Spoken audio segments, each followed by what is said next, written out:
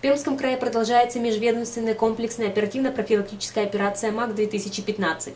В Кунгуре в частном доме по улице Садовой закрыт притон, хозяин которого занимался варкой мака. В кастрюле и пластиковых бутылках было обнаружено 1000 мл ацетилированного опия, шприцы с которым были разбросаны по всей кухне.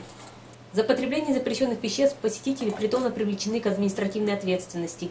Хозяину дома за предоставление помещений для потребления наркотиков грозит до 4 лет тюремного заключения.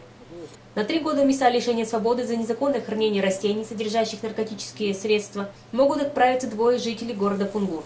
В аптеке на улице Карла Маркса была задержана женщина с черным пакетом, в котором находилось 200 граммов маковой соломы. Еще один любитель мака был задержан в ходе оперативно-розыскных мероприятий на улице Свободы. Самый большой урожай мака сотрудники изъяли в частном доме в деревне Верхняя Солянка Кишерского района. На чердаке хозяйственной постройки, предназначенной для хранения сена, сушилось более 2 десятков кустов мака. Общий вес изъятого растения составил более 5 килограммов в сухом виде, что является крупным размером.